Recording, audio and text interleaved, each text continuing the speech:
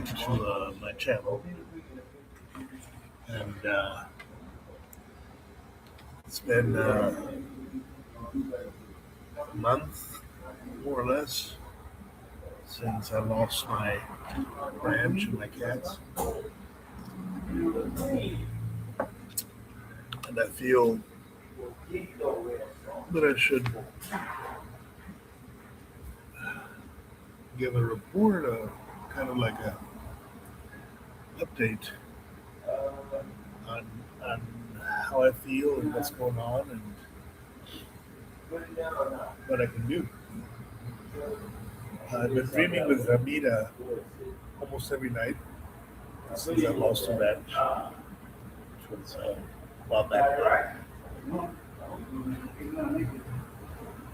And I know she's a cat, so she'll revert back to savagery and she'll get back to her survival skills. Instinct will kick back in. It's not like a dog that requires uh, a human to survive. Cats are more. But she was a very domesticated cat, so I hope she finds a home. And there's nothing I can do right now for her. So I have to accept the conclusion. But now that I've actually had some time to think about what's going on, I want to talk about the corruption of it all, the corrupted part of it all. So again, I came to LA to get my Social Security straightened out, try to make some money to fix the house, like I did the last time I went.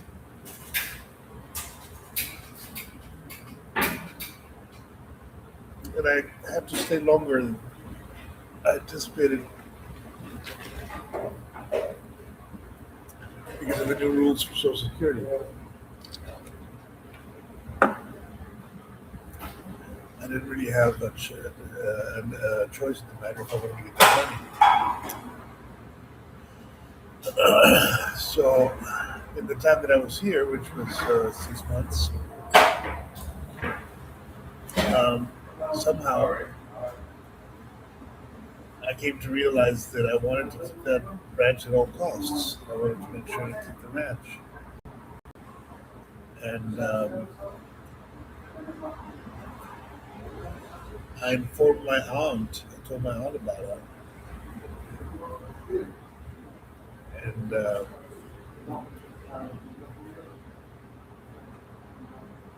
she said it was a bad idea. And I told Bean about it. And that's when the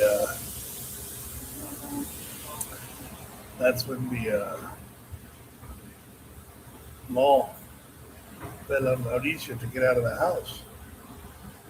So then recuperate the house.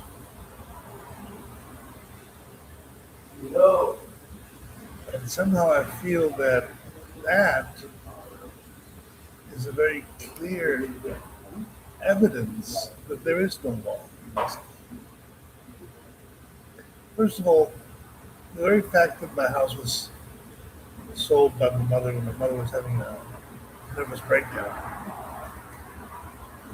for a very small fraction of the cost of what the house really costs. And then when she decided not to allow herself to do that, they began kind of like a campaign against her to get her out of the house at all costs, including destroying destroying the piping and getting rid of the electricity, and just I mean, all those things are so abominable. Any civilized nation on earth would realize that was a criminal act. And here I am, 6 years later, losing the house to these criminals. And this absolute monster, Andrea Blau,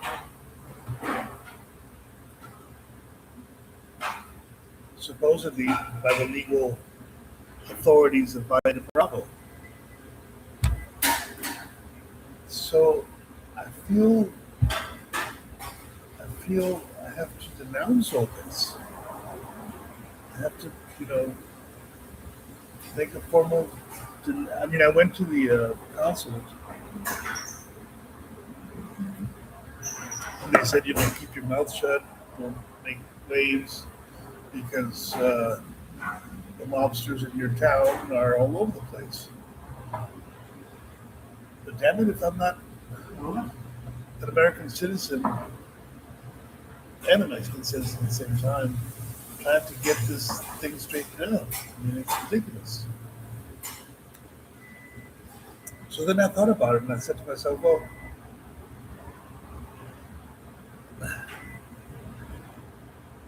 Mexico is not a legal country. It's a failed state in every which way, in any which way you even look at it. It's a failed state. There's my face. Yeah, interesting. My face is a little. Yeah, it is. Uh, hinchada, swollen. Go to the doctor's. Anyways, the point is, uh, this whole thing, from beginning to end, is a crime. A crime which is totally approved by the government of Biden Bravo.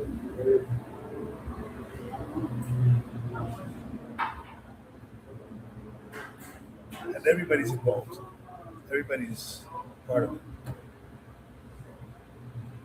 There's no innocence in this because everybody knows what's going on.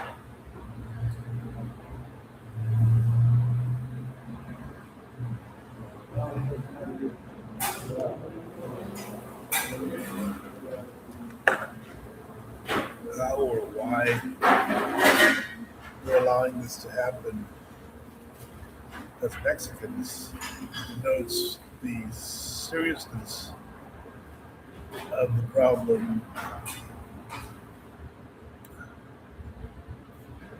not just for us, but for the whole country. I mean,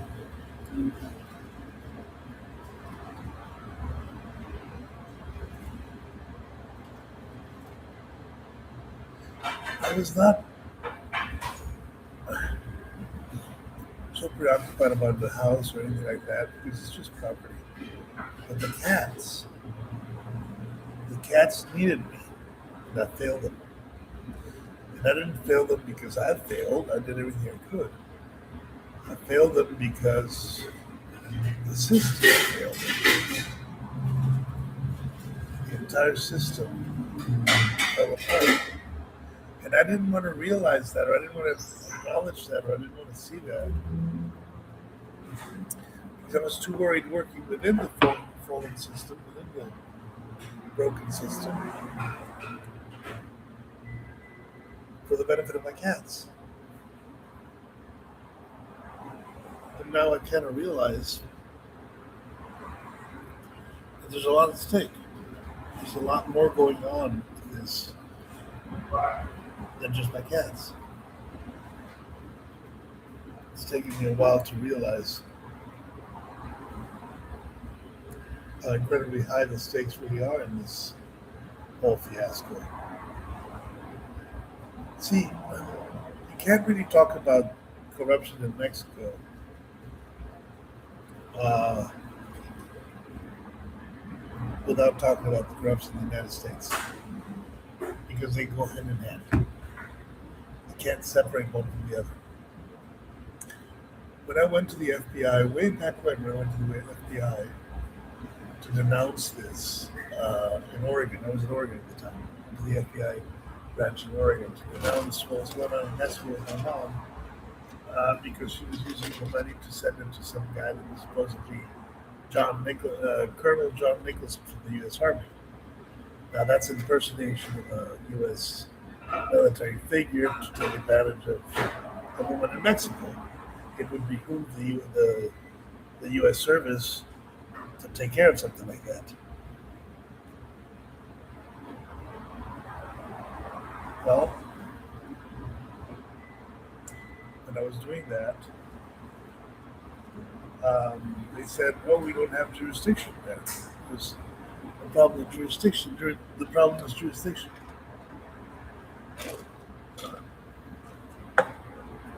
But when they said that to me, I realized right away that there is something wrong because the person they were impersonating, the Ethiopians that stole the money from my mom when she was sending them money because she was going crazy with this fish.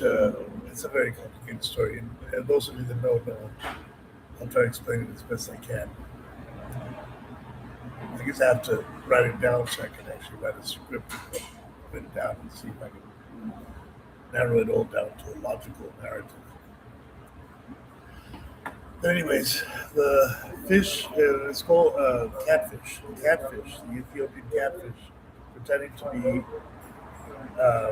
colonel in the U.S. Army that is going to marry my mother and save her from Maya Bravo, the reason she sold the house and all that. Well, they were impersonating a U.S. serviceman, so that means that they would have been the U.S. service, the Army, would be directly responsible for the money getting lost because the name of the person they were using was a U.S. serviceman. And the FBI should have known that. So how could they say how could they claim that it was actually a jurisdictional problem investigating what was going on?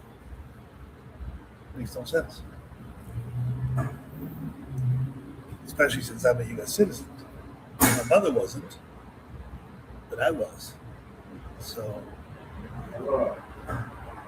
it gets complicated. And me going to the consulate, the Mexican consulate is just shut your mouth.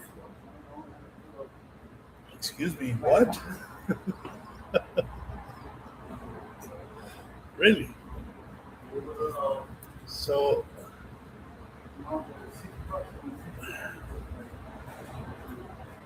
how deep the rabbit hole goes? It's a very deep rabbit hole. It's a very, very deep rabbit hole. And the victims of this rabbit hole, besides my mother, and me to a certain extent, my sister, are my cats. They're totally innocent of anything besides, being cats.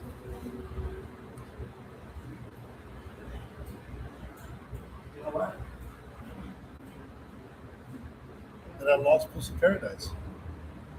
All my dreams, all my expectations, all my desires to make a real shelter for my cats got squashed in one day by this gangster, this mobster in Mexico who stole the land from my mother and from me.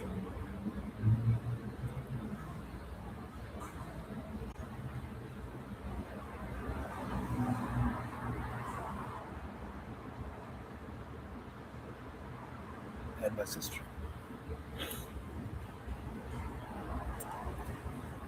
See, I'm not the only landowner that has lost land to the mafia in Mexico, the Mexican mafia. And why do I call it the Mexican mafia? Because it's the government. The Mexican mafia doesn't exist.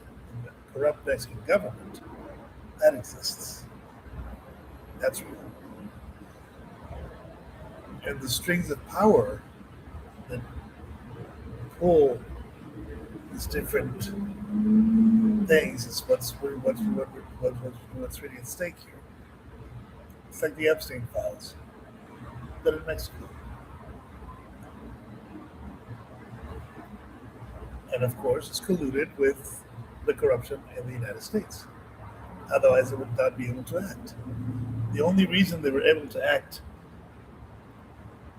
back when my mother was doing her deed in and I was in Oregon, is because the FBI in Oregon said we cannot proceed with what's going on. We don't have any jurisdiction. Where actually they did have jurisdiction because it was U.S. military personnel that was being catfished. So what were they really talking about? We were talking about 6 years ago. It's been 6 years since all this happened. I've been 6 years. I spent 6 years of my life on a ranch to protect it from exactly what happened. The mobsters taking it over.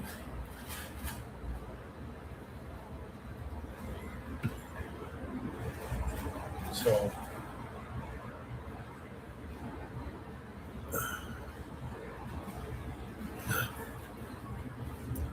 so that's the. I mean, I have to put it all down clearly. There's a lot of elements that go into the story. It's not just one element. It's a very complicated story. But Pussy Paradise is gone. It's finished. It's shot to hell. And that was my dream. I wanted to help these cats. Since my mother died, the only thing that had my mind occupied, the only thing that I was caring about, the only thing that really mattered to me was to help the cats. And I wasn't able to do it because there is a huge, enormous, gigantic conspiracy.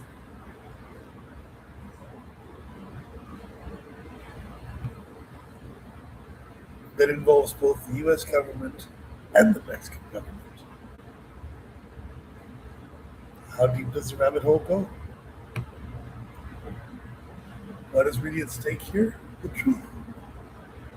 What is the truth? I don't know. I have no idea what the truth is. I have some suspicions. I'm beginning to put it all together. I'm beginning to see how deep the rabbit hole really is. But there's a historical factor here that I'm not taking into account, which is important, which is that every property my mother ever had that was sold under the duress of some cartel. I mean, if I think about when my mother moved from Sinaloa, she had a house in Mazatlan. She moved from Sinaloa because there was a murder, and it was a high-ranking DEA officer, and she gave the finger to the guys that did it. She fingered the guys that did it. And here we are again, in very similar circumstances. And she always said, the gringos are the good guys, whatever that meant, because it was about the corruption of the Mexican government, not the U.S. government. See, I'm beginning to put it all together. It's there's corruption in the U.S., there's corruption in Mexico. The corruption in Mexico is endemic to the CIA and the trade of weapons and drugs that finances a lot of black ops in the U.S. Anybody in the industry knows that. They've been working with this information for a long time, including government officials in Mexico. I've just spoken to someone at the consulate here in LA. Basically told me the same thing. So, for that corruption to occur, there has to be corruption in the U.S. The U.S. is behind the corruption in Mexico because it's allowing it. The war on drugs was started by Nixon. It was a useful drug because it was against blacks and Mexicans. Hello.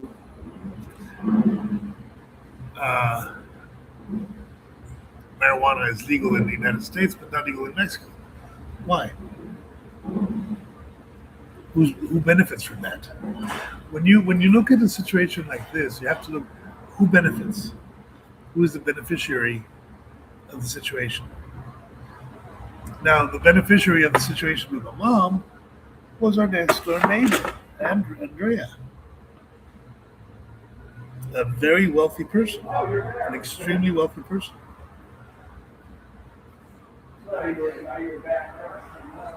But she wasn't the only one, was she? Everybody in that neighborhood wanted me out, except one guy, because he was vulnerable. So, so what are we talking about? We're talking about very high levels of corruption in the state of Mexico, backed by very high levels of corruption in the United States. I warned the FBI. I told the FBI 6 years ago about the whole situation when I was in Oregon. This is not new information for them. And it was a U.S. Uh, Army colonel that was being impersonated. Colonel John Nicholson, U.S. Army.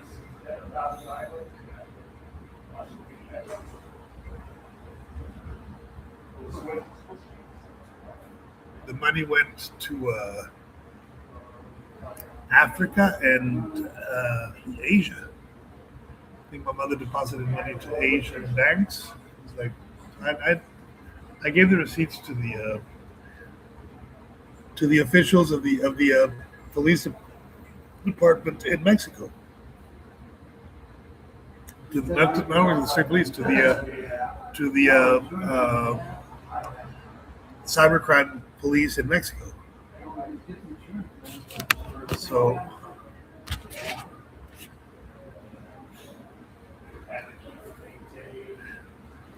it takes a long time to figure this stuff out. Doesn't work from one day to the next. You have to put one foot in front of the other to begin to piece it all together. But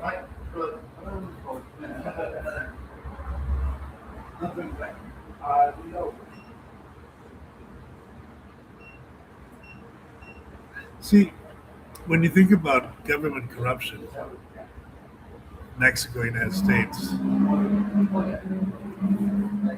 everybody's in the take. In order to get to those spheres of power, you have to know what's going on. You have to be aware of what's going on. At least you have to be aware. You can be truthful, you can be loyal, but you have to have awareness of what's going on. Otherwise, you can't be truthful and loyal because you don't know. I don't know. I've never been in those spheres. I've always been outside, I've been the outsider. But and so was my mother, by the way. My mother was always hanging out with the gangsters, not with the government officials. That was my aunt. That was one that knew those things. So the information that my mother has or had, she's dead, was on a much lower level than the information that is handled in my family otherwise. Dino, how you doing? So that element has to come into clarity because that is part of the situation.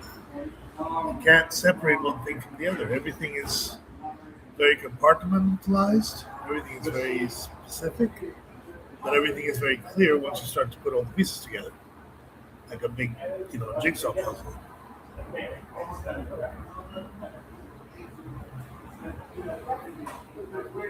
I mean, the undeniable fact is that I signed a bunch of blank papers for my uncle, for my cousin, because I trusted him. He said, "I'll take care of this."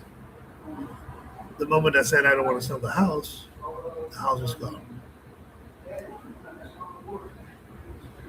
So there's a lot more going on here than appears. There's a lot more going on.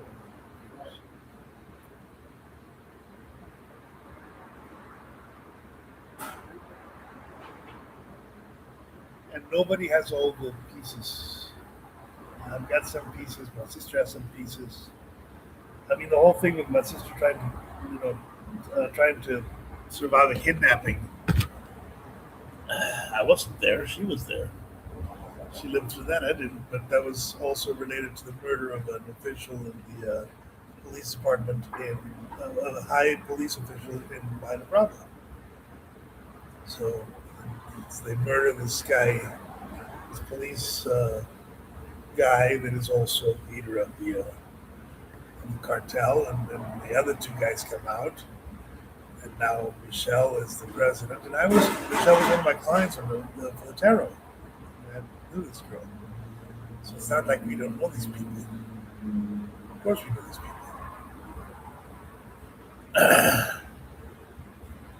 But the matter of the fact is that my cats are gone. Because paradise is gone. It's finished. It's over. And my father's saying, "Oh, forget about it. Forget about it. How am I going to forget about my cats? How am I going to forget that the last 6 years of my life I'm trying to save a bunch of cats and I failed? I couldn't save my mother. I couldn't save the cats. I can't even sell a book. 6 years trying to sell this book. No more, 20 years. 19 years. 15 years. So it gets really, really annoying after a while. It's like I'm battling uphill here. An uphill battle against a very powerful group of individuals with a lot of money and a lot of resources to make my life miserable.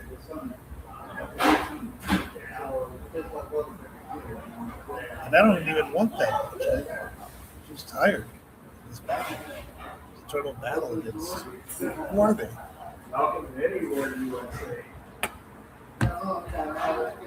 know? Let's find out. You know who you are. You know what you're doing. And I'm going to find out. Yeah.